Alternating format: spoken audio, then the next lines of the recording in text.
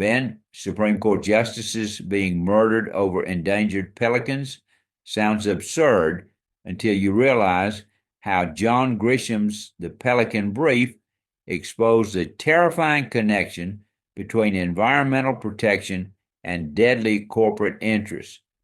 Pappy, that's what makes this story so chilling, how it starts with something as simple as a law student's research paper and escalates into assassination and conspiracy. The genius of Grisham's approach is how he builds this intricate web around Darby Shaw, a brilliant law student who connects these seemingly unrelated murders to an oil tycoon's scheme to drill in protected pelican habitats. And what's fascinating is how quickly her academic speculation turns deadly. Once that memo starts circulating, people start dying. Well, that car bomb that kills her professor boyfriend is the moment everything changes. Suddenly, she's not just theorizing about corruption, she's running for her life while trying to expose this massive conspiracy. The way Grisham weaves together the legal research with pure survival thriller elements keeps you on edge. Every hotel could be compromised, and every phone call could be traced. And that's where Greg Grantham comes in, this Washington Post reporter who becomes her unlikely ally.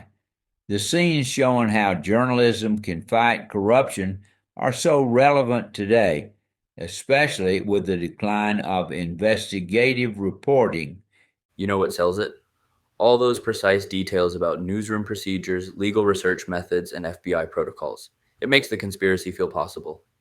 Speaking of which, let's talk about Victor Mattis, this oil magnate who's willing to kill Supreme Court justices just to drill in a pelican habitat. It sounds over the top until you consider how many billions were at stake. Right? And how Grisham shows this whole network of corrupt officials, lawyers, and fixers all protecting their interests. The institutional rot feels so real. The novel captures this tension between individual conscience and systemic power. Like when Darby realizes her memo has accidentally threatened this whole corrupt machine, she has to decide whether to run or fight. That's exactly what makes her character work. She's not some hardened investigator. She's just a law student who follows her conscience, even when it puts her in danger. Well, the technical aspects ground everything in reality.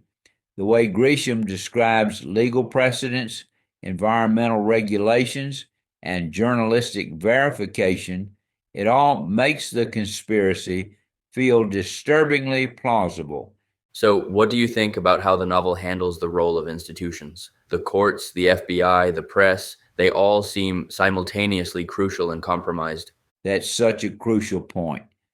Grisham shows how these institutions can both enable corruption and potentially stop it, like how FBI Director Voiles eventually helps expose the truth, but only after playing his political games. And those leaked tapes and witness testimony that finally bring everything down. It shows how truth can eventually prevail, but usually at a heavy cost. You know what's interesting? How the novel predicted this intersection of environmental protection and corporate violence. We're seeing similar conflicts today over climate change legislation and resource extraction.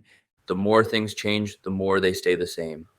Big money still tries to override environmental protections, just with more sophisticated methods. And that's the lasting power of the Pelican Brief.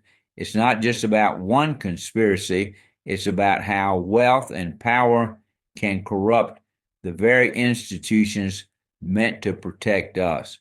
Though I have to say, the idea that endangered pelicans could bring down a president, that's both absurd and somehow perfect. Well, sometimes the most minor things expose the most significant truths. In this case, a student's legal memo and some threatened birds reveal just how fragile our democratic institutions can be when faced with unlimited corporate power. Pappy, that's a warning that feels more relevant with each passing year.